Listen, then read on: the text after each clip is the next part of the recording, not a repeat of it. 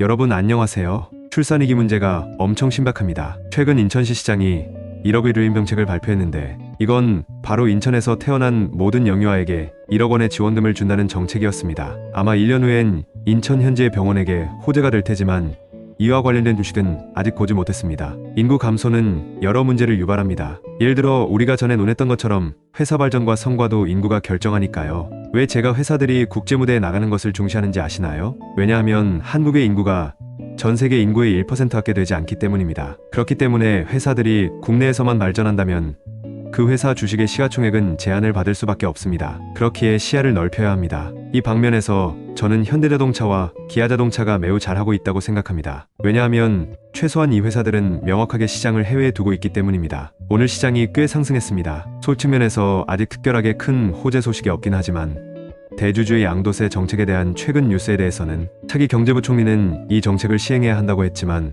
올해가 될지 내년이 될지는 불분명합니다. 정부가 1년을 기다린 뒤 정책을 시행한다면 올해도 주식을 매도해야 합니다. 그리고 차기 정부 인사는 현재 지금 이 정책을 결정할 권한이 있는 것도 아닌데 이런 말을 하는 게 무슨 의미가 있냐는 말을 하기도 했습니다. 현재는 새로운 소식이 없는 상태로 이미 수요일이 되었습니다. 만약 오늘 저녁부터 내일 아침까지도 아무 소식이 없다면 시장은 더 이상 안전하지 않을 것입니다. 또한 오늘 금융위원회가 공매도에 대한 계획을 제출하고 일부 규정을 법률에 포함시킬 준비를 하고 있다는 소식도 있습니다. 현재 정부의 공매도 정책은 상환기간을 90일로 통일하고 있지만 필요할 경우 연장할 수 있다는 다소 유동적인 여지를 남겨두고 있습니다. 하지만 우린 필요한 경우가 언제인지 모릅니다. 따라서 이 정책에는 매매할 여지가 있습니다. 이에 따라 금융위는 공매도, 금지와 상환기간 등을 법에 포함시키기 위한 새로운 액션 플랜을 제출했습니다. 저는 상환기한을 90일로 고정해 사람들에게 빈틈을 주지 않기를 바랍니다. 그러나 정부가 지금 여유기한을 주는 이유는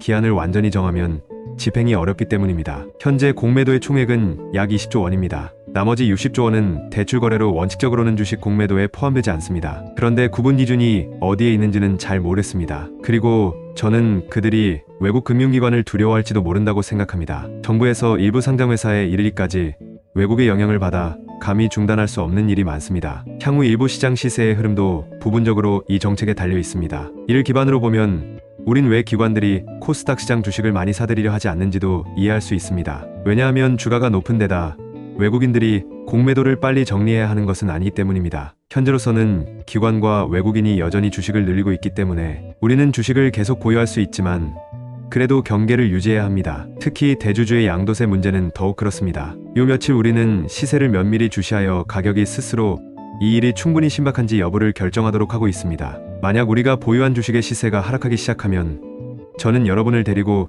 주식의 일부를 팔 것이지만 만약 하락 기미가 보이지 않는다면 계속 보유할 수 있습니다. 오늘 밤 미국 경제 데이터는 없지만 내일 저녁에는 약간의 호불호가 갈릴 것입니다. 그러나 우리는 이미 언급했듯이 시장은 현재 정치적 요인에 더 많은 관심을 기울이고 있습니다. 이현준의 금리 인하 여부는 파월 장관 본인의 의사뿐 아니라 바이든 부통령의 연임 여부에도 달려 있습니다. 파월의 고집이 바이든의 재선 기회에 영향을 준다면 그러면 파월은 이 책임을 감당할 수 없을 것입니다. 그래서 미국 경제 데이터가 어떻든 미현준의 다른 관리들이 뭐라고 하든 이제 시장 투자자들은 파월이 타협해야 한다고 결정한 것입니다. 이는 미국 증시가 상승하고 기관이 대형 주중을 늘리는 이유 중 하나입니다. 하지만 우리는 미국 주식의 현실을 여러 차례 분석해왔고 지금 당장 실적이 확대되는 기업은 많지 않습니다. 하지만 시장은 여전히 미쳐가고 있습니다. 이것은 전형적인 소비 수요는 감소하고 투자 수요는 증가하는 상황인 것입니다. 그러나 이런 종류의 수요는 주기적이며 상승할 때가 있고 하락할 때가 있습니다. 따라서 내년 상반기의 주식시장은 큰 암초가 될 수도 있습니다. 하지만 하반기에는 몇 가지 기회가 있을 것으로 예상됩니다. 그렇다면 새해가 오기 전에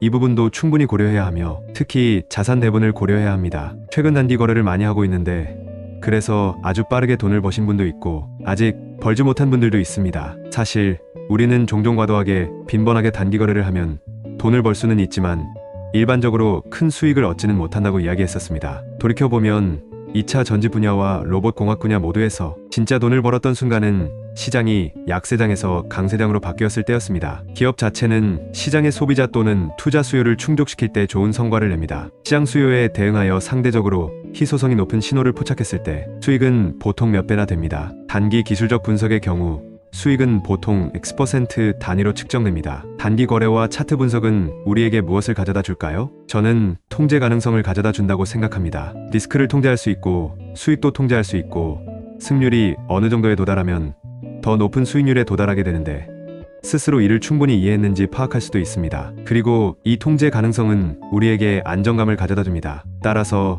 단기 거래의 통제 가능성을 과도하게 추구하는 것은 본질적으로 과도하게 안정감을 원하고 시장 변동을 두려워하는 것이야 할 수 있습니다. 그리고 앞서 말했듯이 고정이자를 위해 채권을 사지 않는 것도 사실 같은 이유입니다. 저는 요즘 계속해서 다음과 같은 생각을 하고 있습니다. 왜 우리나라에는 아이폰과 비트코인 같은 획기적인 혁신 제품이 탄생하지 않는가? 왜 우리나라는 경제 발전과 과학기술 혁신 측면에서 병목 현상에 빠지는가? 왜 우리 모두는 삼성에서 평생 일의 중산층 정도의 수입을 얻으려고 하는가? 왜 우리는 다음 세대가 안전하고 평온하게 살기를 기대하는가? 왜 우리 많은 사람들은 이렇게 큰 스트레스를 가지고 생활하고 있는가? 왜 우리 가족들 중 많은 사람들이 서로 자기 가족을 통제하려고 하는가? 이는 모두 정부부터 개인에 이르기까지 모두들 많은 것을 희생해서라도 안정감을 얻고 싶기 때문입니다. 안정감을 얻으려면 통제가 필요합니다. 그리고 이것은 여러분으로 하여금 눈앞에 있는 아직 보이지 않은 잠재적인 수익을 잃게 할 것입니다. 정부가 모든 시민을 엄격히 통제하려 한다면 이 나라는 진정한 발전과 혁신을 이룰 수 없을 것입니다. 한 가족이 각 구성원을 엄격하게 통제하려고 한다면 그 가족에게는 진정한 행복이 있을 수 없을 것입니다. 인생의 모든 단계를 엄격하게 통제하려고 노력한다면 그 사람은 어떤 큰 사업도 이루지 못할 것입니다. 만약 투자자가 자산 가격의 모든 등락을 엄격하게 통제하려고 한다면 그 투자자는 실제로 큰 돈을 벌지 못할 것입니다. 조사를 잘하고 적절한 자산을 선택해서 감당할 수 있는 위험 범위 내에서 가격이 자유롭게 뛰게 하세요. 만약 중장기 자산 배치를 고려한다면 우리는 분명 지분을 통제하지 모든 돈을 투자하여 한 자산을 사지는 않을 것입니다. 중장기적인 자산 배분 측면에서 우리는 한국 증시에 국한되지 않고 심지어 주식시장에 국한하지 않는다. 하지만 오늘은 우선 주식에 대해 몇 가지 이야기를 나누면 우리의 미래 대안 중 하나인 대형주에 대해 논하고자 하는데 전반적으로 좋은 실적을 보이고 있습니다. 비록 잠재적 이익은 제가 기대했던 10년의 10배의 목표에 달하지는 못하지만 그러나 장기간 보유하면 약간의 상승과 부가가치가 있을 것입니다. 논하고자 하는 대형주 중에 첫 번째는 삼성전자이고 우리는 이미 여러 번 삼성전자에 대해 언급을 하긴 했습니다. 우리나라 과학기술 발전의 주요 원동력 중 하나는 삼성전자입니다. 삼성전자는 국내에서 늘 큰 압박감을 주지만 다른 기업이 따라올 수 없는 일을 해냈습니다. 그러나 최근 1에서 2년 동안 삼성전자의 평가치는 다소 과대평가를 했습니다. 10년이라는 기간으로 볼 때 삼전은 아마도 모든 잠재적인 신기술 분야의 기회를 잡을 것으로 보입니다. 예를 들어 인공지능, 로봇, 가상현실 등 카피라도 만들어낼 수 있습니다. 따라서 상승 잠재력은 여전히 있다고 할 수 있습니다. 제가 전에 말했듯이 만약 여러분께서 연금 투자 측면에서 무엇을 사야 할지 확실하지 않다면 그렇다면 삼성전자도 합리적인 선택입니다. 평균적으로 연간 수익률은 10%에 달할 수 있으며 큰 문제는 없기 때문입니다. 매일 1% 안팎의 변동에도 불구하고 때때로 주가가 20에서 30% 하락하고 고점에서 50% 하락하기도 합니다. 하지만 10년만 보유하면 주가가 1에서 2배 오를 가능성이 적지 않습니다. 두 번째는 현대자동차와 기아자동차입니다. 평가의 관점에서 보면 둘 다 상대적으로 낮고 시장 순율은 2배 미만입니다. 과거에는 저희가 금융회사만 주가순이익률이 낮았다고 했는데 주된 이유는 레버리지 비율이 너무 높기 때문이었습니다. 만약 한 금융회사가 10조 원의 총자산을 갖고 있다면 그중 9조 원은 기본적으로 부채였고 마지막으로 순자산은 1조밖에 되지 않았습니다. 그래서 다른 회사들이 더 높을 수 있었던 겁니다. 금융회사는 레버리지에 의존하여 돈을 벌기 때문에 그들의 주가순이익률은 기본적으로 1보다 낮습니다. 그들의 자산이 평가절하될 수 있기 때문입니다. 그러나 그들의 부채는 모두 현금이고 한 푼도 줄지 않았습니다. 그러나 산업회사는 다릅니다. 만약 그들의 주가순이익률이 낮으면 그들은 자산을 매각할 수 있습니다. 기아의 자산과 부채는 현재 다음과 같습니다. 그렇기에 현대자동차와 기아, 이 두 주식은 그들의 상승폭이 이미 차이가 커도 시가총액과 회사의 기초가치는 기본적으로 비슷한 것입니다. 그렇다면 저희는 여기서 한 가지 질문이 생길 것입니다. 왜 이 두 회사의 주가순수익률이 낮은 걸까요? 종합적으로 보면 우리는 이 회사들의 장기 증가치를 그다지 높게 보지 않은 것일 수도 있습니다. 왜냐하면 전통적인 내연기관 자동차가 이미 병목 현상에 빠졌고 심지어는 쇠퇴의 길에 접어들었기 때문입니다. 신에너지 자동차는 장기적으로 봤을 때 여전히 발전 단계에 있습니다. 하지만 중단기적으로 보면 아마도 경제적인 이유로 인해 증가 속도가 그다지 빠르진 않을 것입니다. 과거 몇 년의 성과를 놓고 보면 회사는 이미 빠른 성장을 이루었습니다. 이뿐만 아니라 장기적으로 봤을 때 업계의 지위를 우리가 정할 수는 없지만 이 두 회사 모두 자동차 업계의 선두주자는 아닙니다. 현재 전 세계적으로 모든 자동차 제조업체가 모두 전기자동차를 개발하고 있는데 만약 테슬라와 BYD 등의 전문적으로 전기자동차를 생산하는 회사들과 비교한다면 우리의 경쟁 우위는 과연 어디에 있을까요? 이 두 회사는 해외 판매 부분에서의 기술과 자동차의 기능, 경험 및 기타 다른 부분에서 경쟁사와 어떤 차이가 있을까요? 이런 디테일한 부분이 모두 우리가 최종적으로 수익의 높고 낮음을 결정하는 핵심이 되는 것입니다. 하지만 만약 산업이 아직도 발전하고 있다면 우리 스스로가 성과가 늘지 않고 있다고 하더라도 우리도 이 문제들을 극복할 수 있을 겁니다. 성과가 크게 줄어들지만 않으면 됩니다. 현재 기아의 주가 수익률은 3.8배이고 우리가 4년간 지분을 보유하면 회사 수익으로 이 회사를 매수할 수 있을 겁니다. 현대 자동차의 주가 수익률은 4.4배로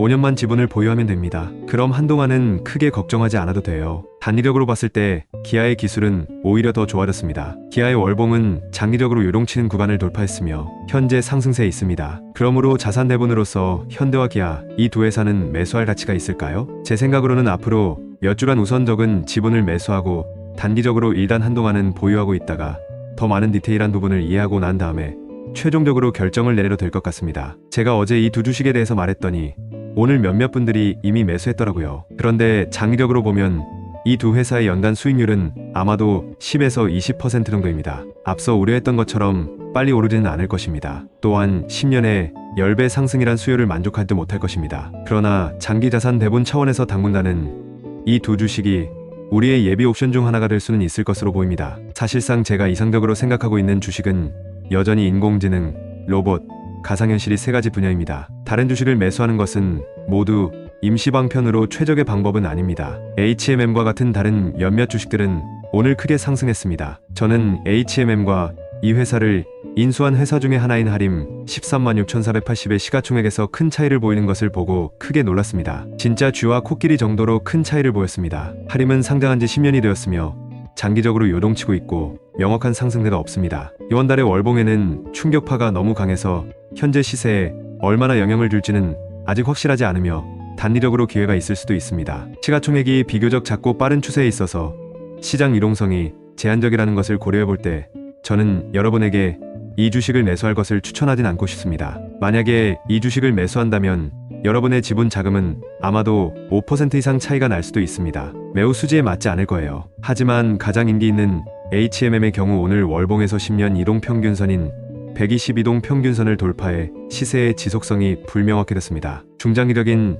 자산 배분의 측면에서 볼 때 한동안은 이에 대해 고려하지 않아야 될 것으로 보이며 단기적인 관점에선 시장의 열의 때문에 일부 지속성이 있을 수 있으며 기관도 최근 크게 매수했습니다. 이러한 하시슈 사건은 역사상 일반적으로 지속성이 비교적 제한되어 있다는 점을 고려하면 투자 수요의 관점에서 보면 2등급과 3등급 사이에 있다고 할 수 있으니 잠시 지켜보면서 시세의 지속성을 검증하고 여러분에게 알려드리겠습니다. 또한 이번 주에 우리는 상반기 주식시장이 좋지 않을 수 있다고 말했습니다. 암호화폐는 오히려 강세장을 맞을 가능성이 높습니다. 현재 바이낸스를 비롯한 여러 거래소에는 게임과 NFT류 토큰이 상장되어 있습니다. 저는 소비 수요와 투자 수요라는 두 가지 지표에 근거하여 각 종목의 시장 성과를 점검할 것입니다. 충분히 이해할 수 있는 논리들을 여러분에게 공유하겠습니다. 또한 이 기회를 빌어 여러분과 제가 투자한 자산에 대해 이야기하고 여러분과 함께 시장 수요의 적용을 검토하고자 합니다. 그건 바로 루나, 즉 테라입니다. 그 행적은 모두가 어느 정도 알고 있다고 믿습니다. 특히 20년에서 22년 사이에 암호화폐에 발을 들여놓은 적이 있는 분들은 다 참여했을 것이고 잘 알고 있을 것입니다. 그래서 이틀 동안 제가 20년 동안 본격적으로 이를 지켜보고 몇 가지 주요 시세에 참여했던 경험을 여러분께 공유하겠습니다. 이 코인은 실제로 18년 만에 탄생했지만 저는 20년 만에 비로소 그것을 알아차렸습니다. 매입에 앞서 그의 역사를 깊이 연구했는데 우리 한국인이 만든 프로젝트라 알기 쉬웠습니다. 그러다가 21년 11월 미국이 금리 인상을 발표하려 하자 비트코인 가격은 거의 정점을 찍었습니다. 그래서 전 루나, 솔라나, 엑시 등 보유했던 코인을 다 팔았어요. 그 후 저는 많이 신중해고 어쨌든 약세장에 왔습니다. 그런데 진짜 큰 돈은 루나가 사실 22년에 무너졌을 때 벌었어요. 먼저 20에서 21년에 제가 어떻게 매매했는지 그 과정을 말씀드리면 저희가 어제 말한 대로 투자 수요가 중기획자 실현의 핵심 요소였습니다. 일단 강세장에 오면 종목 자체의 조건은 충분히 좋습니다. 시장 시세는 즉시 우리에게 좋은 기회를 제공할 것입니다. 이 과정을 3단계로 나눠봤는데 첫 번째 단계는 발전이 조기에 이뤄졌던 20년 상반기 이전입니다. 테라는 일찍이 18년도에 탄생했고 초기에는 실험적인 스테이블 코인이었습니다. 또한 소위 탈중앙화된 알고리즘 스테이블 코인이었습니다. 최근 알고리즘 스테이블 코인은 전반적으로 이미 시장에서 그다지 실용적이지 않다고 증명되었습니다. 그러나 초기 사람들은 다양한 혁신과 좋은 보존 그리고 나쁜 것의 소멸을 기꺼이 시도했습니다. 그리고 초기에 테라는 블록체인 기술을 활용한 결제 사업을 만들기 위해 워너와 연동됐습니다. 사업자는 권도영 DK, 신현성 DS 이 두 명으로 다음부터는 풀네임을 약자로 대체하겠습니다. DK는 스탠퍼드대를 졸업하고 애플과 마이크로소프트에서 근무했으며 DS는 티몬의 공동 창업자 중 한 명입니다. 이후 DS는 최의 결제를, DK는 테라를 관리하며 서로를 지원했습니다. 나이키, 필리스 등의 기업과 제휴하여 2,000개 이상의 파트너, 가맹점과 250만 명의 가입자를 확보했을 때 전자결제 사업이 가장 활발하게 진행되었습니다. 물론 아직 카카오페이나 삼성페이에 비하면 한참 멀었지만 매우 빠르게 성장하고 있습니다. 이 단계에서는 다음을 분석해보겠습니다. 지난 며칠 동안 배운 내용, 비즈니스 요구 사항과 소비자 요구 사항을 바탕으로 이 프로젝트는 각각 어떤 수준에 있어야 하는지 결정하고자 합니다. 소비자 수요 측면에서 보면 이 프로젝트는 상대적으로 약한 2급과 3급 사이에 해당합니다. 스타트업이기 때문에 아직 규모는 작지만 빠르게 성장하고 있으며 아직 투자할 가치가 없습니다. 투자 필요성 측면에서 볼 때 이 프로젝트는 스펙트럼의 약한 편에 속하는 두 번째 단계의 중간 정도에 위치했습니다. 이 프로젝트는 참신하고 사용자 증가 속도가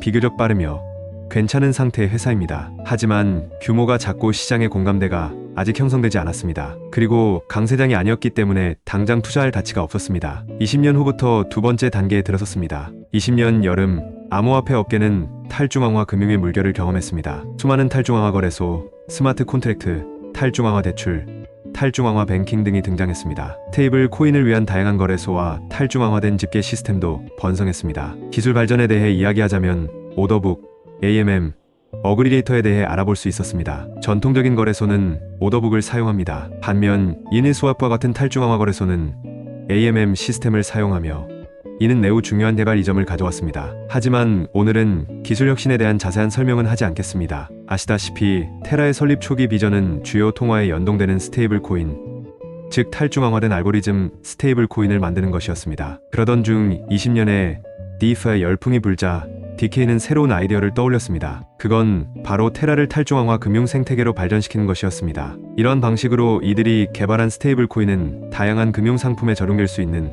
응용 시나리오를 가지고 있었습니다. 동시에 이들은 미국 달러에 고정된 스테이블 코인인 UST를 만들었습니다. 현재 테라 프로젝트에는 루나와 UST라는 두 개의 코인이 있습니다. 루나와 UST의 관계에 대해서는 내일 더 자세히 설명해드리겠지만 잠정적으로 다음과 같이 가정해 볼 수 있습니다. UST는 USD와 1대1로 교환되며 UST가 클수록 루나의 가치가 높아집니다. 그러면 사용자가 많아지고 투자가 많아질수록 자연스럽게 UST의 규모가 커지고 루나의 가치도 높아지게 됩니다. 이 생태계에서 DK는 한 가지 전략을 채택했는데 그건 바로 펀드의 돈을 예치하는 것처럼 온체인 컨트랙트에 UST를 예치하는 것입니다. 테라가 이 자금을 다양한 시장, 주로 연쇄 대출에 투자하여 높은 수익을 얻고 그 이자를 더 많은 UST의 형태로 투자자에게 돌려드리고 있었습니다. 그때 당시에는 시장에는 막대한 자금이 유입되었고 혁신적인 프로젝트, 특히 독창적인 프로젝트를 내놓는 사람이라면 누구나 빠르게 두각을 나타낼 수 있었습니다. 테라는 원래 티몬이라는 브랜드를 가지고 있었고 이는 모두의 머릿속에 강력한 블록체인 프로젝트로 각인되어 있었습니다. 그래서 수익풀 프로젝트가 소개되자마자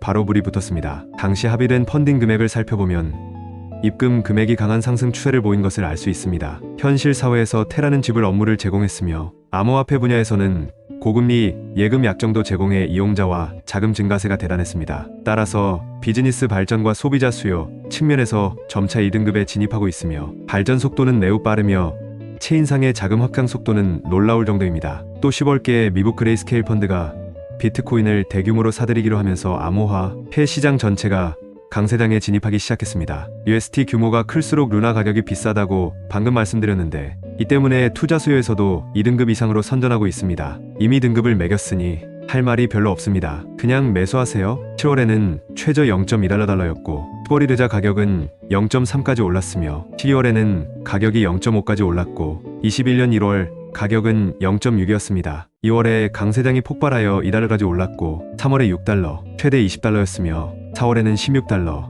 5월에는 16달러였습니다. 1년도 안 되어 최고 100배까지 올랐습니다. 저는 20년 10월에 매입한 후 12월 말까지 추가 매수했습니다. 그러다 21년 5월 BTC가 폭락했을 때 루나를 팔았습니다. 평균 이익은 20배 정도였습니다. 5월에 BTC가 폭락한 후 체인 대출 프로그램은 고금리 시대를 끝냈습니다. 테라도 3단계에 접어들었습니다. 일반적으로 수익률이 2% 이하로 떨어지면서 많은 투자자에게 더 이상 매력적이지 않았습니다. 따라서 DK는 일방적으로 이자율을 높게 유지하기로 결정하고 수익률을 연 20%로 고정할 예정입니다. 그는 또한 계약에 21일의 고정기간을 두었기 때문에 투자하는 경우 최소 21일을 기다려야 빠져나올 수 있었습니다. 당시에는 락업 기간을 설정하는 것도 일반적인 현상이었기 때문에 큰 문제가 없었습니다. 하지만 수익률이 지속 가능한지에 대한 의문이 제기되었습니다. 이 시점에서 저에게 평가를 맡긴다면 저는 마음에 들지 않았습니다. 저도 같은 의문을 가졌습니다. 그런데 약 한 달 정도 지나자 체인에서 잠긴 포지션의 양이 급격히 증가하기 시작했습니다. 그래서 다시 분석해야 하는데 어떻게 된 것이었던 건가요? 이는 많은 사람들의 기대에 부응하는 수익률을 제공하기 때문입니다. 지난 6개월간의 강세장 기간 동안 많은 투자자들이 수익률에 익숙해져 있었고 수익률에 대한 기대치가 매우 높았습니다. 하지만 갑자기 거의 모든 중앙 집중식 금융상품에서 돈을 벌 수 없게 되었습니다. 이러한 심리적 충격으로 인해 어떤 상품이 20%의 수익률을 제공하겠다고 했고 이는 그야말로 매력적이었던 겁니다. 이 시점에서 현재의 단기 및 중기 국면을 하나만 고려한다면 현재의 단기 및 중기 국면만 고려하고 소비 수요와 투자 수요를 따로 평가한다면 어느 단계에 속해야 할까요? 기존 암호화폐 투자자를 실제 사용자로 끌어들인다는 점에서 소비자 수요 측면에서 보면 1등급 수준이라고 할 수 있습니다. 다만 시간상으로는 아직 충분한 통제력을 갖추지 못했습니다. 하지만 앞서 말했듯이 UST는 21일의 락업 기간이 있기 때문에 루나가 하락하기 시작하면 대응할 수 있는 충분한 시간이 있습니다. 투자 수요 측면에서 보면 BTC의 새로운 상승세로 인해 이 프로젝트는 현 단계에서 높은 수익률을 제공하는 유일한 온체인 대출 프로젝트입니다. 따라서 저희는 이 프로젝트가 2등급에 있어야 한다고 생각합니다. 이렇기 때문에 일단 매수합시다. 7월 말부터 저는 다시 루나를 매수했고 11월에 미연준이 금리 인상을 발표할 때까지 보유했습니다. 이때 코인 가격도 11달러에서 계속 상승해 50여 달러까지 올랐고 제 수익도 300%가 넘었습니다. 사실상 만약 저희가 계속 이 다음을 본다면 22년 4월까지 락업 금액은 200억 달러까지 달아났습니다. 루나 가격도 115달러까지 상승했으며 20년 7월의 0.2달러와 비교해보면 이때는 이미 500배를 넘었습니다. 저는 루나 지분으로 20년 10월 말부터 21년 11월까지 두 번의 거래를 해서 1년이 조금 넘는 기간 동안 총 약 60배, 70배 미만의 수익을 올렸습니다. 그 후 미국이 금리 인상 계획을 발표하면서 암호화폐 시장 전체가 약세장에 진입할 수 있다는 것이 분명해졌습니다. 그 결과 저는 그 기간 동안 거의 모든 암호화폐를 팔았습니다. 그 이후부터 22년 5월까지 루나 폭락장에 다시 참여하게 되었습니다. 저는 피플, 펜타베어, 스테벤 총 3개의 프로젝트에만 투자했습니다. 이중 피플과 스테벤에 대해서는 이미 몇 번 여러분에게 공유한 적이 있습니다. 테라의 개발 과정을 요약하면 다음과 같습니다. 저희는 이를 3단계로 나눴습니다. 1단계는 기존 결제 비즈니스의 탈중앙화 실험이었습니다. 2단계는 부가가치 소득 모델 강세장의 투자 수요입니다. 3단계는 폰지 소득 모델 경직된 투자자 수요입니다. 첫 번째 단계에서는 소비자 수요나 투자 수요 측면에서 투자 가치가 높지 않은 매우 단순한 스타트업이었습니다. 두 번째 단계에서는 암호화폐 강세장과 함께 수익 모델 및 오프라인 결제 브랜드와 함께 가장 빠른 성장과 투자 가치를 인정받으며 시가총액 80억 달러 10조 원의 대기업으로 성장했습니다. 이렇게 공유하면 소비자 수요와 투자 수요, 즉 투자 수익에 미치는 영향을 이해하시는데 도움이 되시나요? 이는 주식 시장과 암호화폐 모두에서 발생합니다. 우리는 또한 많은 상장기업의 탄생부터 쇠퇴까지 각 단계를 지켜봐 왔습니다. 소비자 수요와 투자 수요 측면에서 특정 등급으로 분류할 수 있습니다. 내일은 테라의 폭락과 반등의 전체 과정과 이를 통해 얻은 3가지 거래 기회에 대해 설명해 드리겠습니다. 오늘 공유한 내용을 요약하면서 마무리하겠습니다. 첫째, 자산 배분 측면에서 저는 여러분이 과하게 단기 거래를 하는 것을 추천해 드리지 않습니다. 당연히 이 측면에서는 제가 여러분에게 자주 단기 주식을 추천해 드렸으니 저도 어느 정도 책임이 있긴 합니다. 사실 단기는 큰 돈을 벌기 쉽지 않습니다. 큰 돈은 통제 불가능한 중장기 자산에서나 벌 수 있습니다. 두 번째는 현대자동차와 기아자동차입니다. 저희가 분석을 좀 해봤습니다. 두 회사 간에는 큰 차이가 없습니다. 개인적으로 기아가 조금 더 마음에 듭니다. 만약 매수하게 된다면 알려드리겠습니다. 제가 많은 자산을 잘 알고 있다는 것을 느끼실 겁니다. 매일 모든 종류의 글로벌 투자 시장을 살펴보기 때문입니다. 그리고 이 이론을 바탕으로 객관적인 분석과 투자 결정을 내리기 때문입니다. 내일 아침에는 미국 증시 성과와 최신 국내 뉴스를 바탕으로 새로운 분석을 해드리겠습니다. 그리고 관련 기회를 제안해 드리겠습니다. 그럼 저희 내일 뵙겠습니다.